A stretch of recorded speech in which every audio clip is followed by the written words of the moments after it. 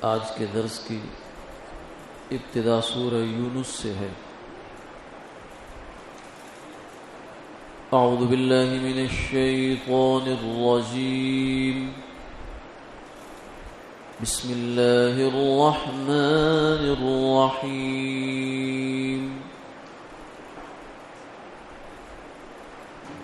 الف لام را،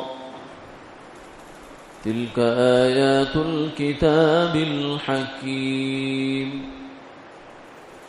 أكان للناس عجبا أن أوحينا إلى رجل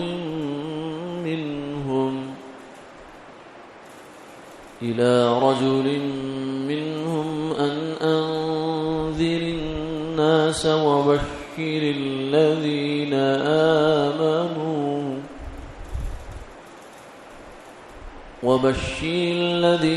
آمنوا أن لهم قدم صدق عند ربهم،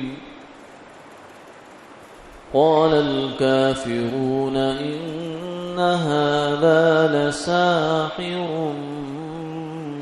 مبين۔ صدق اللہ العظیم۔ شروع اللہ کے نام سے جو بے حد مہربان نہایت رحم والا ہے۔ الف لام را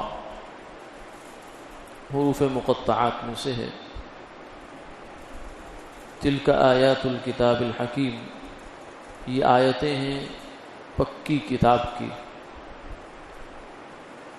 کیا لوگوں کو تعجب ہوا کہ وہی بھیجی ہم نے ایک مرد پر ان میں سے کہ وہ ڈر سناوے لوگوں کو اور خوشخبری سنا دے ایمان لانے والوں کو کہ ان کے لیے پایا سچا ہے اپنے رب کے ہاں۔ کہنے لگے منکر، بے شک یہ تو جادوگر ہے کھلا۔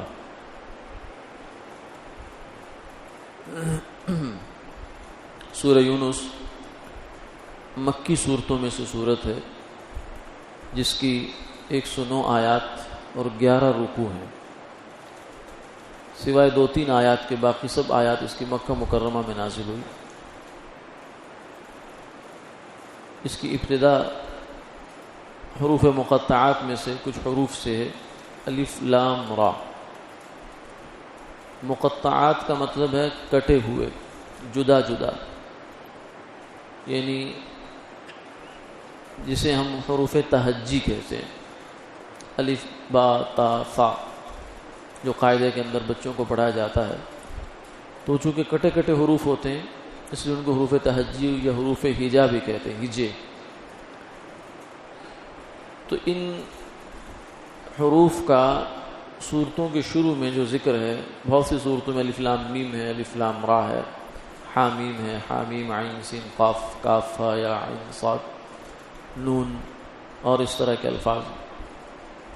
تو ان کے بارے میں جو ویسے تو بہت تفسیروں میں تفصیل اس میں کی گئی ہے، لیکن جو راجح بات ہے، صحیح بات ہے، وہ یہ ہے کہ ان کا معنی اللہ ہی جانتا۔ یعنی یہاں ہم اتنا تو جانتے ہیں الف ایک حرف ہے، لام ایک حرف ہے، را ایک حرف ہے، لیکن یہاں ان 3 حرفوں کو جوڑنے کا مطلب کیا ہے، کیوں جوڑا گیا، اس سے کچھ خاص کوئی بات کہنی چاہیے۔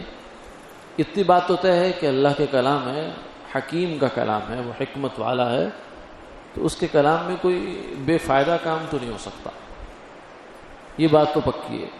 کوئی مطلب تو ہے، کوئی غرض تو ہے ان الفاظ کے لانے کی، لیکن وہ کیا ہے یہ اللہ ہی جانے۔ باقی اندازے، تخمینے، اس حد تک بعض حضرات کی طرف سے کچھ چیزیں اس میں ہیں، جنہوں نے کہا الف سے مراد یہ ہے، لام سے مراد یہ ہے، را سے مراد یہ ہے۔ الف ایک حقیقت ہے، لام کے پیچھے بہت سے معانی ہیں، را کے پیچھے معانی ہیں۔ تو لیکن اہل علم کی جو اکثریت ہے وہ یہی اسی بات کی قائل ہے کہ بس ان الفاظ کی حقیقت ضرور ہے مگر اللہ جانتے ہیں، ہم نہیں جانتے۔ اور حضور صلی اللہ علیہ وسلم کو بھی اللہ نے بتائی یا نہیں بتائی یہ اللہ ہی جانے۔ لیکن اتنی بات ضرور ہے کہ اگر یہ ان الفاظ کی حقیقت جاننا ہمارے لیے ضروری ہوتا، یہ دین و دنیا کے اعتبار سے زیادہ اس کی اہمیت ہوتی، تو حضور ہمیں ضرور بتا جاتے، کیونکہ آپ نے دین کی کوئی بات امت سے مخفی نہیں رکھی۔ فرمایا یا ایھا الرسول بلغ ما انزل الیک من ربک وان لم تفعل فما بلغت رسالتہ، اے رسول آپ کے پاس جو اللہ کی طرف سے وحی آتی ہے اسے لوگوں تک پہنچا دیجیے، اگر آپ نے کچھ نہیں پہنچایا تو پھر آپ نے رسالت کا حق ادا نہیں کیا۔ اسی لیے حضور نے خطبہ حجۃ الوداع میں پوچھا صحابہ سے حل بلغت، کیا میں نے اللہ کا دین تم تک پہنچا دیا؟ فرمایا قد بلغت، کیوں نہیں، آپ نے پورا پہنچا دیا۔ تو دین کی اگر کوئی ضروری اس میں بات ہوتی تو ضرور بتا دیتے۔ باقی یہ امتحان بھی ہو سکتا ہے، بعض حضرات نے یہ نقطہ بھی پیدا کیا کہ اللہ نے یہ الفاظ اتارے بھی، سورت کی شروع میں رکھے بھی، اور پھر ان کا معنی نہیں بتایا، تو اس میں اس چیز کی طرف اشارہ ہے کہ جو آدمی قرآن پاک سے ہدایت حاصل کرنا چاہتا ہے اسے چاہیے کہ وہ اپنے آپ کو قرآن پاک کے حوالے کرے، یعنی اپنے خیال سے اپنے علم کا اور عالم ہونے کا جو خیال ہے نا اس کو بھی دماغ سے نکال دے کہ مجھے کچھ پتہ ہے، یعنی اسے ایک سادہ سی بات کا جب نہیں پتہ، جو بالکل حروف ہیں بالکل سادہ سے، تو آگے اس کو کیا پتہ ہو۔ تو گویا قرآن پاک شروع کرنے سے پہلے الف لام میم، سورہ فاتحہ تو دیباچہ ہے، اس کے بعد جو ابتدا ہے وہ تو سورہ بقرہ سے ہے، تو اس کے شروع میں یہ لفظ آتا ہے الف لام میم۔ تو اس بات کا اعتراف کروایا گیا کہ یہ آدمی کچھ نہیں جانتا، میں نہیں جانتا، سبحانک لا علم لنا الا ما علمتنا، یا اللہ جتنا آپ علم دے دیتے ہیں اتنا ہمیں پتہ ہے، اس کے علاوہ ہمیں کچھ پتہ نہیں۔ بہرحال آگے فرمایا تلک آیات الکتاب الحکیم، یہ آیات ہیں بڑی حکمت والی کتاب کی، یعنی یہ قرآن پاک کی آیات ہیں جو معمولی کتاب نہیں ہے بلکہ بہت مستحکم ہے۔ حکمت جو ہے وہ استحکام کے ساتھ اس کا تعلق ہوتا ہے، کیونکہ جو چیز الل ٹپ ہوتی ہے وہ عارضی بھی ہوتی ہے اور جلدی ختم بھی ہو سکتی ہے، کیونکہ اس کے پیچھے کوئی لمبی منصوبہ بندی نہیں ہوتی، بس ایسے اتفاق ہوتا ہے۔ لیکن جو کام منصوبہ بندی کے ساتھ کیا جاتا ہے اور بہت مضبوط بنیادوں پر اس کی منصوبہ بندی ہوتی ہے تو وہ بہت دیر تک چلتا ہے۔ تو استحکام جو ہے وہ بھی حکمت سے ہے، اس لیے فرمایا تلک آیات الکتاب الحکیم، یہ کتاب ہے حکیم، یعنی کتاب کے اندر جو اس کی احکامات ہیں، جو اس کی آیات ہیں، وہ حکمت سے بھری ہوئی ہے۔ پھر آگے ایک مشہور اعتراض ہے جس کے اوپر اللہ تعالیٰ نے اس انداز سے بات فرمائی ہے کہ یہ بھی کوئی اعتراض ہے۔ اعتراض یہ ہے کہ انسانوں کو ہمیشہ سے یہ شکوہ رہا، گلہ رہا کہ یہ کیا بات ہے کہ انسان کے پاس انسانی نبی بن کے آ گیا، یعنی یہ بات لوگوں کو ہضم نہیں ہوتی، عام لوگوں کو، ورنہ جو سمجھدار لوگ ہیں وہ تو اس بات کے اوپر اعتراض نہیں کرتے، وہ تو بلکہ کہتے ہیں بالکل ایسے ہی ہونا چاہیے۔ لیکن عام ایک جو ذہنیت تھی لوگوں کی وہ یہ ہوتی تھی کہ ایک آدمی ہمارے اندر پیدا ہوا، ہمارے ہی کسی کا چچا زاد ہے، کسی کا پھوپھی زاد ہے، کسی کا خالہ زاد بنتا ہے۔ وہ ظاہر ہے کہ جب ایک معاشرے کا حصہ ہے، کسی خاندان میں پیدا ہوگا، کوئی اس کے ماں ہوگی، باپ ہوگی، ددھیال ہوگا، ننھال ہوگا، وَهُوَ الَّذِي خَلَقَ مِنَ الْمَاءِ بَشَرًا فَجَعَلَهُ نَسَبًا وَصِهْرًا، کسی کا بھائی ہوگا، کسی کا بیٹا ہوگا، کسی کا باپ ہوگا۔ تو نبی جو بھی دنیا میں آتا ہے وہ ظاہر ہے کہ ان رشتوں سے بے نیاز نہیں ہوتا۔ ایسا تو نہیں کہ نبی کو اللہ تعالیٰ مکمل کامل آسمان سے اتار دیتے ہیں نیچے، انسان ہوتا ہے مگر آسمان سے اترتا نہیں، ایسا نہیں، وہ دنیا میں ہی آتا ہے۔ تو یہ بات جو ہے وہ ان کے لیے قابل ہضم نہیں ہے کہ ایک آدمی شروع سے ہمارے سامنے پلا بڑا اور پھر اب وہ کہتا ہے کہ میں خاص آدمی ہوں، اس حد تک خاص ہوں کہ مجھ پر وحی آتی ہے۔ اللہ تعالیٰ نے مجھے وہ ایکسیس دے دی ہے عالم غیب تک، یعنی اس جہان تک جو تمہاری نظروں سے اوجھل ہے، اللہ نے مجھے اس تک رسائی دی ہے، اور اس حد تک رسائی دی ہے کہ مجھ پر اللہ کی طرف سے وحی آتی ہے، فرشتہ آتا ہے، اللہ مجھ سے کلام کرتا، اور یہ ایکسیس تمہیں حاصل نہیں ہے، تمہیں حاصل ہو بھی نہیں سکتی، اس لیے تمہیں میری بات ماننی ہے۔ وَمَا أَرْسَلْنَا مِن رَّسُولٍ إِلَّا لِيُطَاعَ بِإِذْنِ اللَّهِ، ہر رسول کے بھیجنے کا مقصود یہ ہوتا تھا کہ لوگ اس کے پیچھے چلیں آنکھیں بند کر کے، بلا چون و چرا۔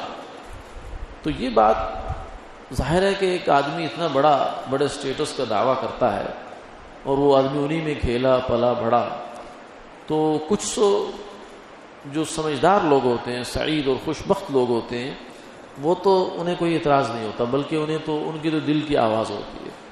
جیسے سیدنا صدیق اکبر رضی اللہ تعالیٰ، جب حضور نے دعویٰ نبوت کیا تو ان کو کبھی کوئی اس پر اشکال نہیں ہوا، بلکہ انہوں نے اس کو یوں قبول کیا کہ جیسے ان کی دل کی آواز تھی کہ ایسا ہونا چاہیے، کیونکہ حضور کو بہت قریب سے دیکھا انہوں نے۔ نبوت سے پہلے بھی ان کی حضور کے ساتھ جو ہے وہ دوستی تھی، یاری تھی، تو وہ بہت قریب سے دیکھنے کے بعد صفات یہ وہ جو بہت انسان ایک دوسرے کو کلوز ہو کے دیکھتا ہے، تو انہوں نے اندازہ لگایا کہ یہ معمولی انسان نہیں ہے، اگر یہ اس قسم کا دعویٰ کرتے ہیں بالکل ٹھیک ہے۔ سیدہ خدیجہ رضی اللہ تعالیٰ عنہ جب حضور ان کے پاس تشریف لے گئے پہلی وحی کے بعد، تو انہوں نے بھی ایسی بات کوئی نہیں کی کہ یہ کیا ہے یا یہ کیسے ہو سکتا ہے، آپ کے اوپر کیسے آ سکتی ہے وحی، انہوں نے بھی ایسی کوئی بات نہیں کی۔ ان کا بالکل ایسا ہونا چاہیے کہ آپ کی صفات ایسی تھی، اللہ تعالیٰ نے اگر آپ کو نبوت سے سرفراز کیا ہے تو یہ کوئی تعجب کی بات نہیں ہے، بلکہ یہ تو ہونا ہی چاہیے تھا۔ تو سمجھدار لوگ تو ایسے ہی کرتے ہیں، لیکن عام لوگ جو ہوتے ہیں وہ بیچارے اس شبے کا شکار ہو جاتے ہیں کہ ایک انسان کیسے نبی بن کر ہمارے پاس آ سکتا ہے۔ قرآن پاک میں جگہ جگہ اس اعتراض کو بیان کیا گیا، اور کہیں اللہ تعالیٰ نے یہ فرمایا کہ یہ لوگ یہ کہتے ہیں کہ انسان ایک بشر کیوں رسول بن کے آیا؟ فرمایا کہ بات یہ ہے کہ وَمَا مَنَعَ النَّاسَ أَن يُؤْمِنُوا إِذْ جَاءَهُمُ الْهُدَىٰ إِلَّا أَن قَالُوا أَبَعَثَ اللَّهُ بَشَرًا رَّسُولًا، کہ لوگوں کے لیے ایک رکاوٹ یہ بھی بن گئی کہ ہدایت آ گئی، سب کچھ آ گیا، لیکن کہتے یہ انسان کو اللہ نے رسول کیوں بنا دیا؟ اس کا جواب دیا، یہ سورہ بنی اسرائیل ہے، قُل لَّوْ كَانَ فِي الْأَرْضِ مَلَائِكَةٌ يَمْشُونَ مُطْمَئِنِّينَ لَنَزَّلْنَا عَلَيْهِم مِّنَ السَّمَاءِ مَلَكًا رَّسُولًا، کہ دیکھو اگر دنیا میں آباد فرشتے ہوتے، یہ آبادیاں فرشتوں کی ہوتی اور فرشتوں کی طرف کوئی رسول بھیجنا ہوتا تو فرشتوں کا رسول تو پھر فرشتہ ہی ہوتا، لیکن انسان کا رسول تو انسان ہونا چاہیے۔ اور اس کے پیچھے حکمت ہے۔ حکمت یہ ہے کہ رسول اس لیے آتا ہے کہ وہ انسانوں کو یہ بتانے کے لیے آتا ہے کہ اس دنیا کی اس زندگی میں رہتے ہوئے تم اللہ کو کیسے راضی کرو گے اور تم اپنی منزل کیسے پاؤ گے، کامیاب کیسے ہو جاؤ گے، اللہ کیسے راضی ہو جائے گا۔ رسول یہ بتانے آتا ہے۔ رسول کوئی لوگوں کو کھیتی باڑی کا طریقے بتانے نہیں آتا کہ ایسے کرو تو گندم زیادہ ہو جائے گی، ایسے کرو گے تو چاول زیادہ ہو جائیں گے، یہ اس طریقے سے کرو گے تم چاند پہ پہنچ جاؤ گے، اس طریقے سے کرو گے زمین کے نیچے چلے جاؤ گے۔ یہ رسول کی ذمہ داری نہیں ہے، نہ ان کا مقصد یہ ہوتا ہے۔ ان کا مقصد یہ ہوتا ہے کہ بھلے تم چاند پہ ہو یا سورج پہ ہو یا زمین پہ ہو یا سمندر کی تہہ میں آبدوز کے اندر ہو یا خلا کے اندر ہو، اس سے کوئی فرق نہیں پڑتا۔ فرق اس سے پڑتا ہے کہ تم جہاں بھی ہو تم نے موت کے منہ میں جانا ہے، اور اس کے بعد تمہاری ایک نئی زندگی شروع ہونی ہے، اس زندگی کو کامیاب کر کے جاؤ یہاں سے۔ تو رسول اس لیے آتے ہیں، تو انسانوں کو یہ بتانے کے لیے آتے ہیں۔ تو یہ جو زندگی ہے، پھر اس زندگی میں ظاہر ہے اونچ بھی ہے نیچ بھی ہے، یہ زندگی آزمائش ہے، سب کچھ ہے۔ تو اگر فرشتہ رسول بن کے آتا تو اسے انسان یہ کہتے کہ تو بڑی باتیں کرتا ہے، کہ حلال کماؤ، رشوت نہ لیا کرو، اور یہ نہ کیا کرو، وہ نہ کیا کرو، عفت اور عصمت کے ساتھ رہو، کسی کی بہن بیٹی کو بری نظر سے دیکھا نہ کرو، یہ نہ کرو، وہ نہ کرو۔ تو اگر انسان ہوتا نا تمہیں پتہ چلتا کہ کتنی مشکل ہے ہم زندگی گزارنا۔ اس زندگی میں رہتے ہوئے، اس معاشرے میں رہتے ہوئے، ان ضروریات کے ساتھ، پیٹ کے ساتھ، خواہشات کے ساتھ اللہ کے احکامات پر چلنا کتنا مشکل کام ہے۔ تو فرشتہ ہوتا تو یہ اعتراض ہوتا، لیکن انسان ہو تو اس پر پھر یہ اعتراض نہیں ہو سکتا۔ انسانوں کے ساتھ یہ ہوتا ہے کہ غزوہ خندق میں ایک صحابی نے آ کر کہا یا رسول اللہ بھوک ہے، پیٹ پر ایک پتھر ہے، تو حضور نے آگے سے اپنا کپڑا اٹھا کر دکھایا کہ 2 پتھر ہے۔ تو انسان سے جو تاثر لیتا ہے، انسپائر ہوتا ہے، تو اس کے کردار سے ہوتا ہے۔ تو رسول ایک بہت بلند کردار ہوتا ہے، نبی ایک کردار کی یوں سمجھے کہ حمالیہ ہوتا ہے، وہ اپنے عمل سے اپنے اس چیز سے ثابت کرتا ہے کہ یہ بالکل ہو سکتا ہے، جو میں کر رہا ہوں ایسا ہو سکتا ہے اور ایسا ہی ہونا چاہیے. تو وہ انسان ہی انسان کے لیے مثال بن سکتا ہے، فرشتہ تو انسان کے لیے مثال نہیں بن سکتا. یعنی ایک آدمی وہ بہت بہادر ہے تو اس کی مثال دی جائے گی، لیکن انسان کو شیر کی مثال تو نہیں دی جاتی کہ شیر بہت بہادر ہوتا ہے. وہ شیر ہے، بہادر ہے تو ہونا ہوگا. یا ایک آدمی بہت بوجھ اٹھاتا ہے، وزن اٹھاتا ہے، تو دوسرے آدمی اس کو ہیرو کہیں گے، بار وہ دیکھو بہت بڑا ریکارڈ قائم کیا اس نے، اتنا وزن اٹھا لیا اس نے. لیکن گدھا، خچر، ہاتھی یہ تو اس سے کہیں زیادہ وزن اٹھاتے ہیں، لیکن اس کو تو انسان کے لیے کبھی ریکارڈ نہیں بنایا گیا، کیونکہ وہ جنسی اور ہے، اس کی دنیا ہی اور ہے، انسان کی دنیا اور ہے. تو آدمی جو کسی سے متاثر ہوتا ہے یا کسی کو رول ماڈل بناتا ہے وہ اپنی جنس میں سے بناتا ہے. تو عقل کی بات تو یہ ہے. لیکن یہ بے وقوفی کی بات لوگ پہلے بھی کرتے رہے اور آج بھی کچھ لوگوں کے ذہن میں اس طرح کے خیالات ہوتے ہیں. تو اس کا جواب دیا اکان للناس عجبا، یعنی ان کی تعجب پر تعجب ہے کہ ان کو کیوں یہ آخر سوال پیدا ہوا، ان اوحینا الی رجل منہم، کہ ہم نے ایک انسان پر، ایک مرد پر ہم نے وحی بھیج دی اور یہ ان سے ذمہ لگا دیا کہ آپ کیا کریں، لوگوں کو ڈرائیں اور جو ایمان والے ہیں ان کو خوشخبری دیں، بشارت دیں. کس بات کی؟ ان لہم قدم صدق عند ربہم، کہ ایمان والوں کا اللہ کے ہاں بڑا مضبوط مقام ہے، بہت بلند اور بہت پکا ان کا منصب ہے اللہ کے ہاں. یہ دنیا کے اعتبار سے تو ظاہر ہے کہ منصب کچے بچے ہوتے ہیں. آدمی بہت کوشش کرتا ہے، پڑھائی کرتا ہے، پھر کیریئر بناتا ہے، پھر یہ کرتا ہے، پھر وہ کرتا ہے. کس لیے؟ کہ مجھے کوئی منصب مل جائے، کوئی عہدہ مل جائے، کوئی پوسٹ مل جائے. لیکن سب کچھ کرنے کے بعد مل جائے یہ کوئی ضروری نہیں ہے. اچھا اگر مل گئی اور پھر یہ اس کے پاس رہے یہ بھی کوئی ضروری نہیں. کبھی بھی کچھ بھی ہو سکتا ہے.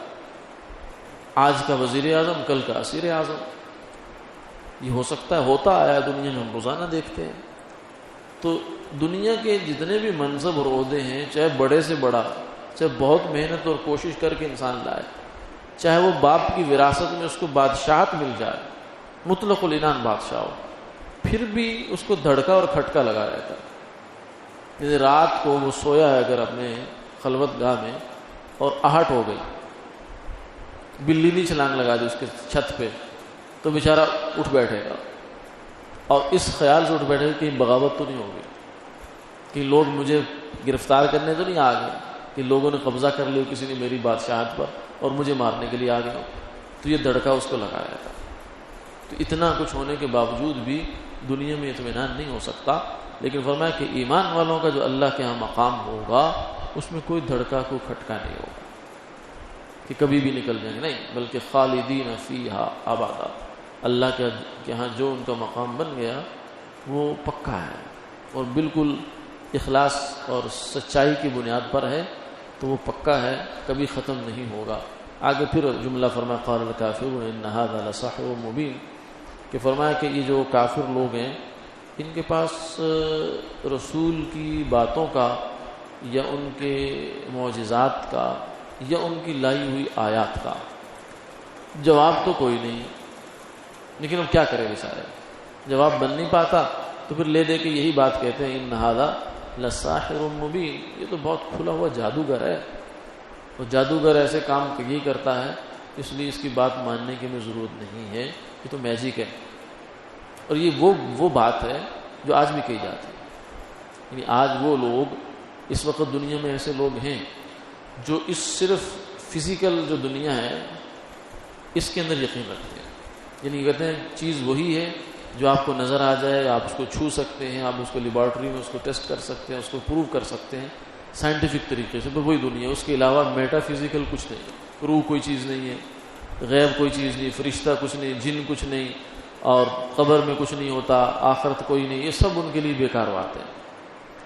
تو وہ آج بھی یہ کہتے ہیں، اس طرح کی بات ہوتی ہے نا کوئی، یعنی ایسی بات کہ جس سے میٹا فزیکل جو دنیا ہے وہ ثابت ہوتی ہو، تو اس کو کہتے ہیں میجک ہے، یہ جادو ہے.